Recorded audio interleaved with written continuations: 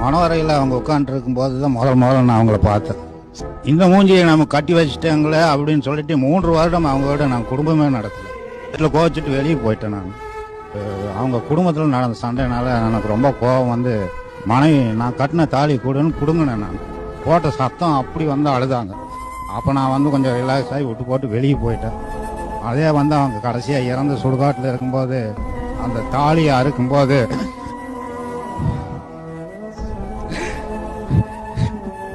இப்போ கையை பிடிக்க மாட்டேங்கிற, அன்னைக்கு பிடிச்சி கிருஷ்ணா இன்னைக்கு தாலியாக இருக்கிறேன்னு புடி கிருஷ்ணா புடி 2வது நாள். அதனால இந்த மூஞ்சிதான் நாம் கல்யாணம் பண்ணணும் அப்படின்னு நினைச்சேன். நான் அந்த மூஞ்சி இனிமேல் பார்க்கவே முடியாதா அப்படி நினைச்சு அழுதுருக்கிறேன். இப்பவும் இழந்த ஒரு அழுகு அவளை சந்தோஷமா வச்சுக்க முடியல. அந்த ஆதங்கம், அந்த புலம்பல் எனக்கு தீரவே தீராது.